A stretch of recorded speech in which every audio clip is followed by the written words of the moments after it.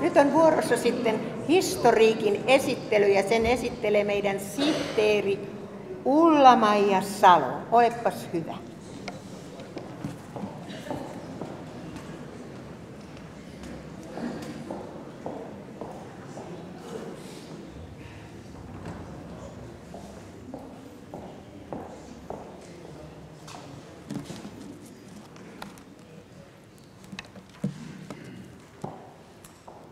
Arvoisat kutsuvieraat ja hyvät juhlivat jäsenemme.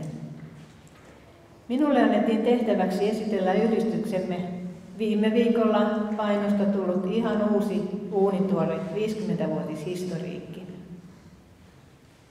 Hallitus päätti syksyllä 2011, että yhdistyksemme viettäessä toimintansa 50-vuotisjuhlaa meidän on saatava paperille näiden 50 toimintavuoden toiminta jälkipolville säilytettäväksi.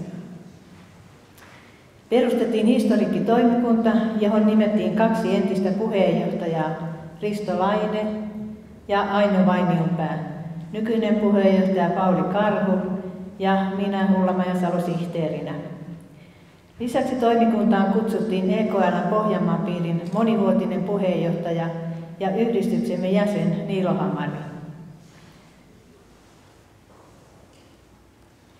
joka lupautui kirjoittamaan historiamme kirjan muotoon.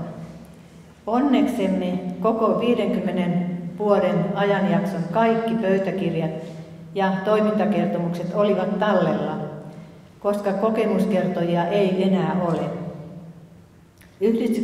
Jäseneksi yhdistykseen liitytään yleisesti vasta suhtkoht ikäihmisinä. Niilolla alkoi valtava luku-urakka. Kaikki pöytäkirjat ja toiminta kautta vuosikertomukset oli luettava läpi ja poimittava niistä oleellinen kirjaa varten. Lisäksi hän on käynyt läpi eri lehtien, piirin ja liiton arkistoja, joissa yhdistyksestämme on kerrottu jotakin. Näistä kaikista tiedoista syntyi noin 150 sivua tekstiä. Lisäksi alkoi valokuvien metsästys.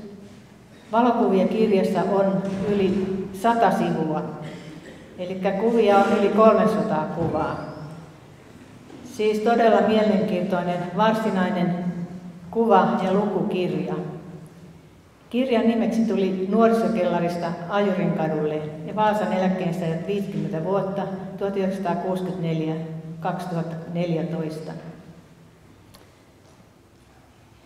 Ihan alkutaipaleella yhdistyksen nimi oli Vaasan eläkkeensaajat, niin kuin Pauli tuossa jo kertoikin. Nykyisen muotonsa Vaasan eläkkeensaajat ry-yhdistys sai vuonna 1969. Toiminta tapahtui alkujaan pääasiassa Vaasan työväenyhdistyksen kerhotiloissa, Palosaaren työväentalolla ja eri pankkien kerhohuoneilla.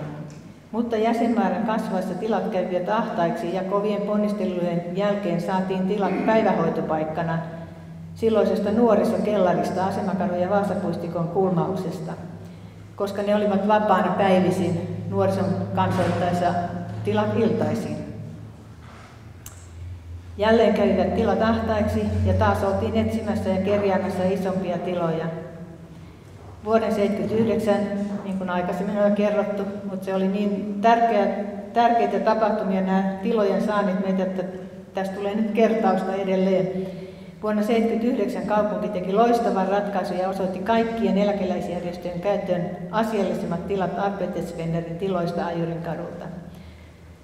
Se oli koko toiminnan kannalta iso edistysaskel. Täältä Ajurinkadulta alkoi kehittyä nykyinen toimintamuotomme kerhoineen ja muine kokoontumisineen. Harrastuskerhotoiminta, joista nyt olemme nähneet pikkusen maistiaisia, pääsi todella vauhtiin ja jäsenmäärä lisääntyi edelleen. Ollen tällä hetkellä kerhoja 16-17 ja jäseniä yli 600. Yhdistyksellämme on esimerkiksi viime vuonna oli 722 tapahtumaa, jossa oli kävijöitä 15 500 henkilöä. Kaikesta tästä ja paljon muustakin tässä kirjassa kerrotaan. Kirjaa en aio lukea enempää, mutta tämän näköinen on kirja ja voin näyttää, että kuvia riittää, mielenkiintoista katsottavaa ja luettavaa. Kirja on jaettu osiin 10 vuosikausittain. Jokaisesta vuosikymmenestä on kerrottu jotain oleellista ja välillä hyvinkin tarkkaa tietoa valokuvien ja lehtileikkeiden tehostaessa kerrontaa. Teksti kertoo myöskin vähän piirin ja liiton asioista Vaasan eläkkeensaajien näkökulmasta katsottuna. Oikolukiessani kirjaa sain hyvän kuvan yhdistyksemme toiminnasta vuosikymmenten ajalta. Muutamia hauskoja yksityiskohtia normaalin yhdistys- ja kerhotoiminnan lisäksi voisin kirjasta poimia. Esimerkiksi 5.11.1972 jäsenkokouksessa nuijittiin pöytään päätös, joka on edelleen voimassa itsestäänselvyytenä. Kaikki saavat sinutella toisiaan. Esiintymisistä monissa eri paikoissa on kerrottu, mutta Toriparkin avajaiset 30.10.1995 oli aika erikoinen esiintymispaikka.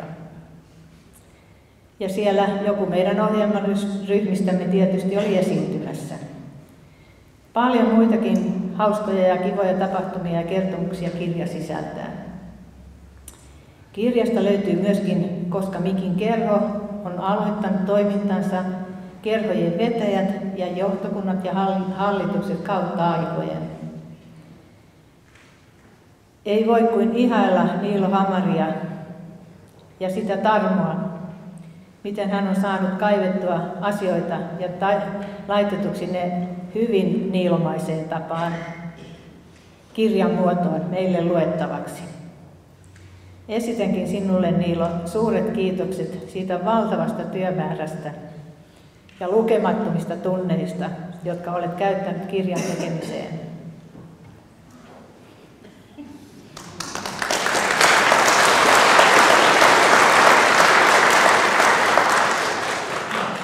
Kirja on painettu myytäväksi asti ja toivonkin, että te jäsenet ja muutkin asiasta kiinnostuneet hankitte kirjan itsellenne. Saatte mielenkiintoista luettavaa ja kuvia katseltavaksi. Aulassa näittekin varmaan tullessanne, eli siellä saitte selata kirjaa. Siellä oli mallikappale ja siellä oli varauslistakin ja kyllä siihen muutama nimi varauslistallekin tuli.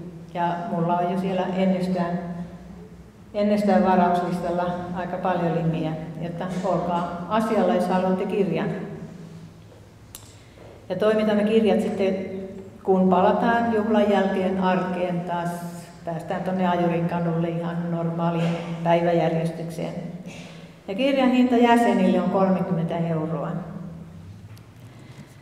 Tässä samalla yhdistys haluaa luovuttaa kirjan liiton puheenjohtajalle Matti Hellstenille Helsinkiin vietäväksi, kirjan kirjoittajalle Niilo Hamarille tekijän kappaleen sekä entisille puheenjohtajille Kauko Laitiselle, Kauko ei enää jaksanut tulla paikalle, Ensio Koivuselle, eikä Ensiokaan taina olla enää olla paikalla, Risto Laineelle, Aino Vainion päälle ja nykyiselle puheenjohtaja Pauli Karhulle. 3 viimeksi mainittua, eli Risto ja Aino ja Pauli olivat mukana olivat historiikkitoimikunnan jäseniä. Pyydänkin teitä, Aino ja Risto ja Matti ja Pauli, tänne, niin saatte kirjat.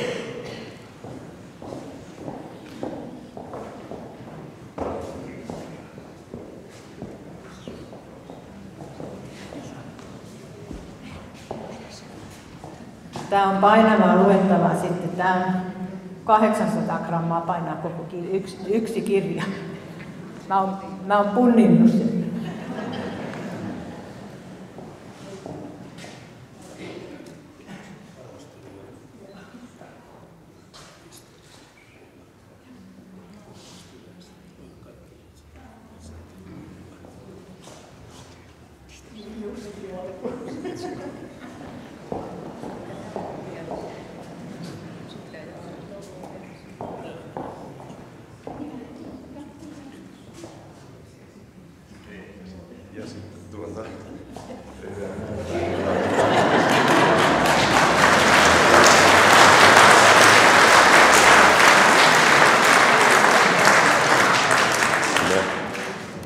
sen verran, kun justiin kun tuli mun vuoro, niin historiikit loppumaan, että minä en saakaan.